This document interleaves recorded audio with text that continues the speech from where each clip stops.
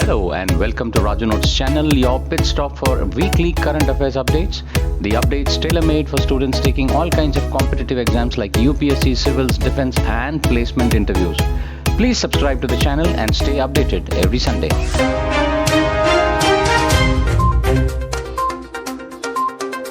Japan is considering the deployment of 1,000 long-range cruise missiles to boost its counter-attack capabilities against China. The missiles would be existing arms modified to extend their range from 100 km to 1,000 km as per government sources. The arms, launched by ship or aircraft, would be stationed mainly around the Nansei Islands and capable of reaching the coastal areas of North Korea and China. Japan, which interprets its war-renouncing post-war constitution to mean it may use its military only for self-defense. Regional tensions ratcheted up this month after the visit by Nancy Pelosi, Speaker of US House of Representatives to Taiwan, which is self-ruled but claimed by China. Beijing launched missiles near Taiwan and into Japan's exclusive economic zone. Post this, Japan has stepped up its military spending and taken a more assertive strategy in recent years. The Union Government of India has launched a Rashtriya Puraskar portal to bring all the awards of various ministries, departments and agencies of the government under one platform. This has been done to ensure transparency and public partnership. This common portal facilitates every citizen or organization to nominate individuals or organizations for various awards instituted by government. Individuals and organizations can visit Rashtriya Puraskar portal on www.awardsgovernment.in for making their nominations or recommendations for various awards constituted by the government. The United States and South Korea began their biggest combined military training in the years this week as they heightened their defense posture against the growing North Korean nuclear threat. The Ulchi Freedom Shield exercise will continue through 1st September in South Korea and include field exercises involving aircrafts, warships, tanks and troops. While Washington and Seoul described their exercise as defensive, North Korea portrays them as invasion rehearsals and has used them to justify its nuclear weapons and missile development. Ulchi Freedom Shield, which started along with the 4-day South Korean civil defense training program led by the government employees. The allies, which also train for drone attacks and other new developments in warfare shown during Russian war on Ukraine and practice joint military-civilian responses to attacks on seaports, airports and major industrial facilities such as semiconductor facilities. More than 500 Myos supporters surrendered before the Odisha police in Swabhiman Anchal of Malkangiri district yesterday. State DGP SK Bansal said they also expressed their opposition towards the Maoist ideology by burning their dress. He said they were motivated by the development work of the Odisha government. Those surrendered include both men and women. They voluntarily came to the BSF camp in Janbai and surrendered before the Odisha police in the presence of Malkangiri SP Nitesh Wadhwani and DIG BSF Malkangiri. Swabhiman Anchal has seen maximum violence over the last 2 decades. The police said that these Myos supporters used to assist the Myos in violent activities and were involved in killing of security forces and civilians and were supplying all logistics to them. Pakistan's cabinet on Tuesday approved a draft agreement to provide troops for security at the 2022 FIFA World Cup in Qatar. The approval came just ahead of PM Shehbaz Sharif's visit to Qatar. Earlier, both Turkey and NATO had pledged troops to Qatar for the World Cup, with Ankara even training Qatari security personnel ahead of the competition. India was among the 13 countries who voted in favor of the proposal seeking to allow Ukrainian President Vladimir Zelinsky to address the United Nations Security Council virtually. Russia voted against while China abstained from the voting. The result of the voting was 13 in favor, 1 vote against and 1 in abstention. The proposal to invite Vladimir Zelinsky, President of Ukraine, to participate in today's meeting via VTC has been adopted. Earlier, India on Wednesday announced that it is ready to dispatch its 12th consignment of humanitarian aid to Ukraine, consisting of 26 types of medicines on a special request from the Ukrainian side. The third India-Mauritius Joint Committee meeting on small and medium enterprise cooperation was held in New Delhi last week. The Indian side was led by Minister of Micro, Small and Medium Enterprise Narayan Rane. In the meeting, both sides reviewed the present engagement between India and Mauritius in the field of MSMEs. They held discussions on potential areas of cooperation in various areas, including exchange of best practices and experiences in development of MSMEs sector and holding of physical and virtual exhibitions. During the Mauritius delegation visit, 2 memoranda of understanding on the cooperation were also signed. Bangladesh and India on Thursday signed 2 contracts for construction of a new broad gauge line between Khulna and Darsana and conversion of a meter gauge line into dual gauge line between Parbatipur and Kawina. The 2 projects are being implemented with finances under the Line of Credit scheme. The 126 km long Khulna Darsana broad gauge line will have 147 bridges over it. The project for the conversion of the meter gauge line from Parbatipur to Konya to dual gauge line will cover a distance of 57 kilometers. Bangladesh is converting its meter gauge line into broad gauge line gradually. All new rail line expansion in Bangladesh is being done as broad gauge lines. The United Kingdom has recorded its biggest fall in the output in more than 300 years in 2020 due to COVID-19 pandemic.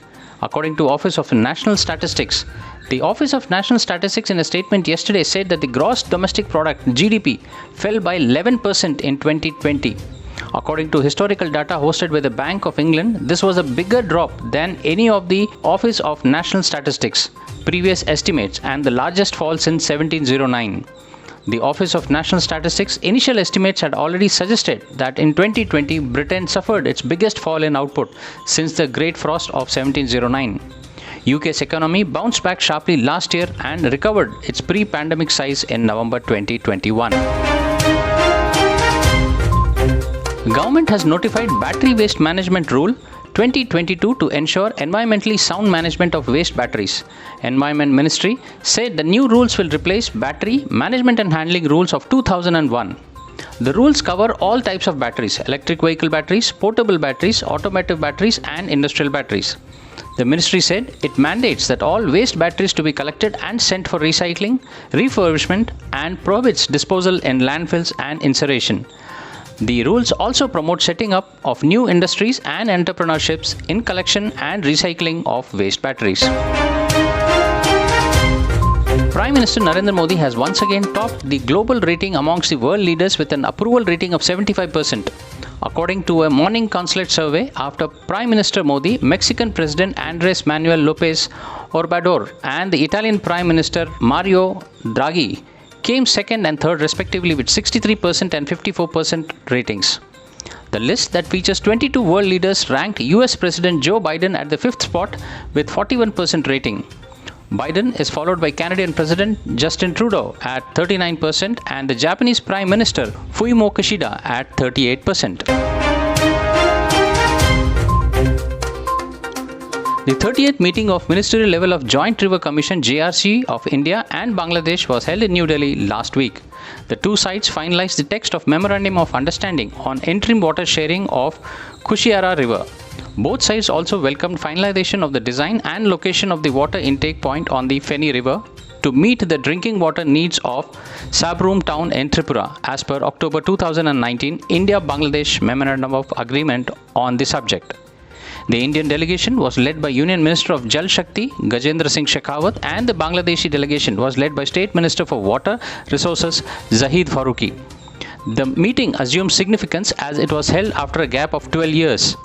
India and Bangladesh share 54 rivers, of which 7 rivers have been identified earlier for developing framework of water sharing agreement on priority.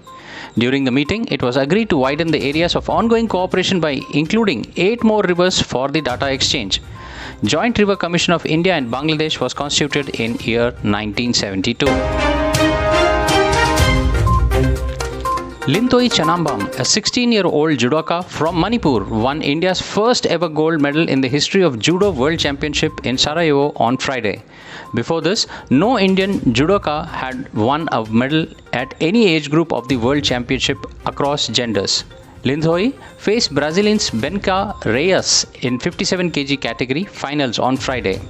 This was India's first ever medal at this tournament. Since its first edition in 2009, no Indian has won a medal in Junior World Under 21 or the Senior World Championship in Judo before this either, let alone becoming the world champion.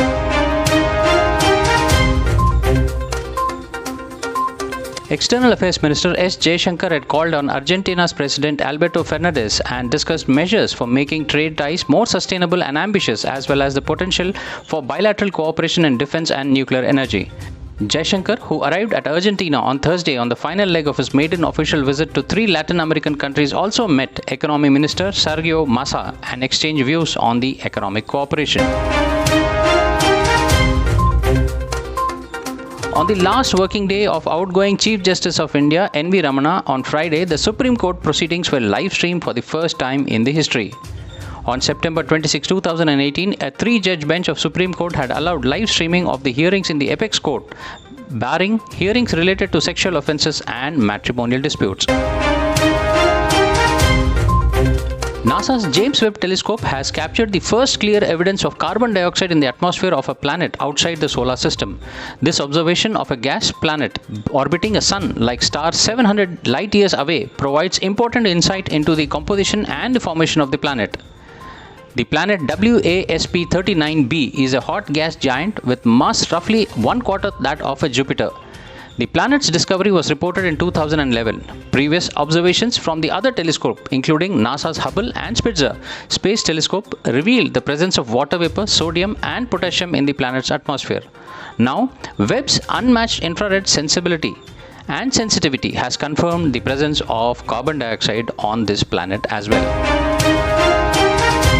University Grants Commission UGC has declared 21 universities as fake in a letter. The UGC said that 21 institutions are functioning in self-styled manner across the country which are not recognized by the Commission. Awaiting the students of UGC had said that these institutions are not empowered to confer any kind of a degree.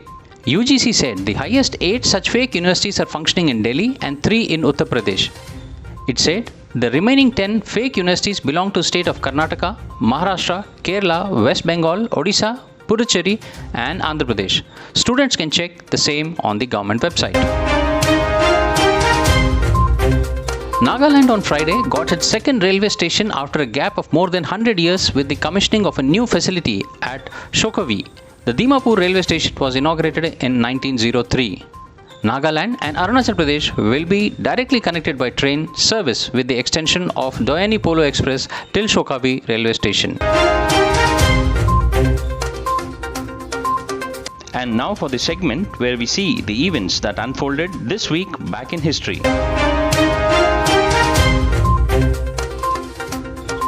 August 20, 1994, Rajiv Gandhi is born. On this day, 78 years ago, Rajiv Gandhi was born. After his brother died and his mother, the formidable Indira Gandhi, was assassinated, Rajiv at 40 became the youngest Prime Minister of India. The dismantling of Licensed Raj, which had dodged India's progress and the development since independence, began during Rajiv's time.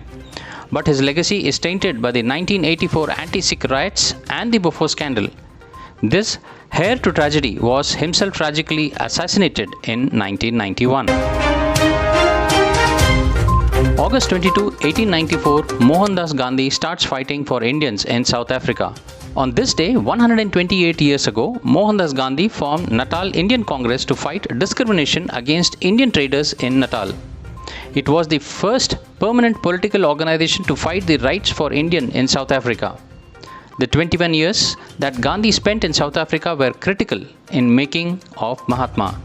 The African experience molded Gandhi's conception of Indian identity and gave him method to assert it. The rest truly is a history.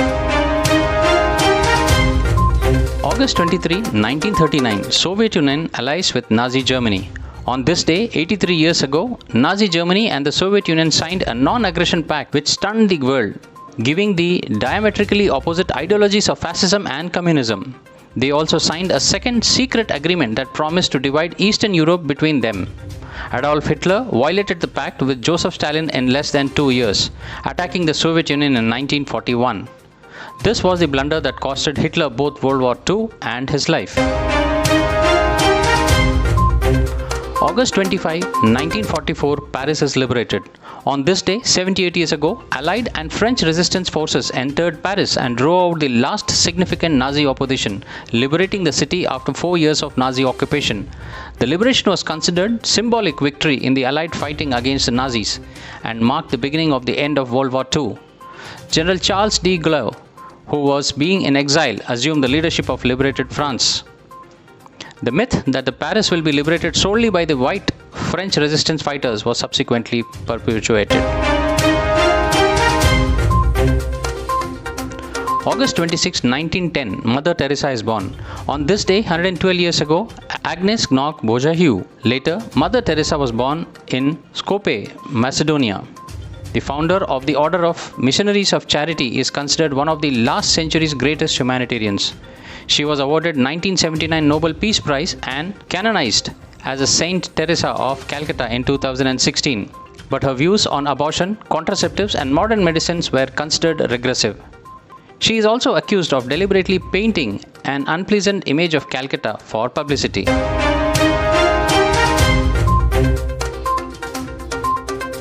Well, that's all friends for this week's updates. See you soon next Sunday on the same channel. Till then, take care. Bye bye.